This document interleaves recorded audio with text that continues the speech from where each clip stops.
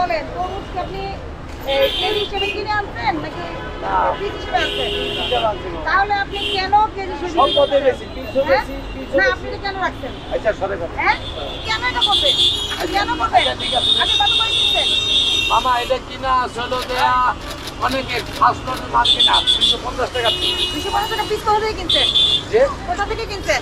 এই আর কি এখানটা বাদাম আমার কথা, আপনি 250 টাকা আপনি কিনছেন, তাহলে জি। বিক্রি কত করতেছেন?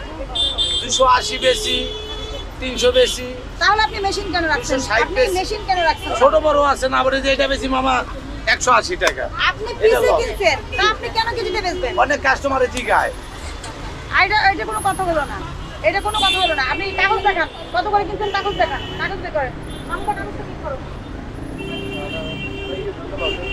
কাগজ কাগজ ওই যে আনছে করে হেঁটে আর ঠিক আছে।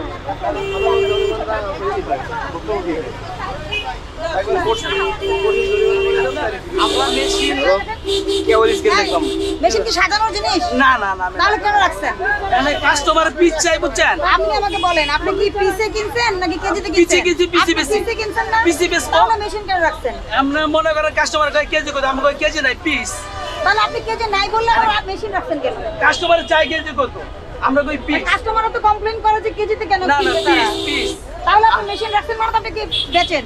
আমি হচ্ছে বিক্রি করি না। হ্যাঁ? আমি এই দেখেন 200 টাকা পিস কিনা 220 টাকা পিস, ওরা রাখে 20 টাকা বেশি, 20 টাকা গাড়ি ভাড়া। আচ্ছা, তাহলে আপনি কত বেচতেছেন? মনে করেন 260, 250, 280। একটা কথা বলছেন, এইটা তো একটা সিজনাল ফ্রুট, তাই না? জি, জি, হ্যাঁ? ম্যাডাম, জি।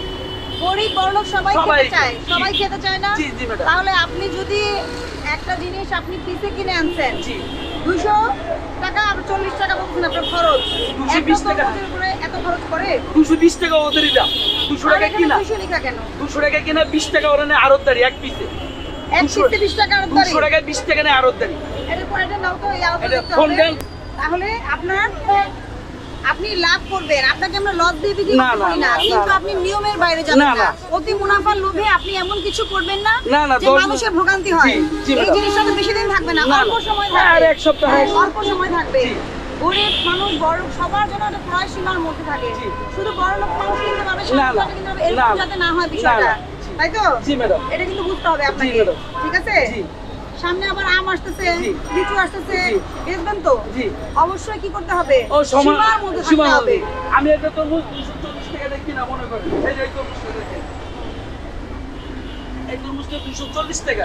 তাহলে আপনাদের যদি আমি 200 টাকা দিই, আপনি যাবেন রাগ হয় আমার কাছে।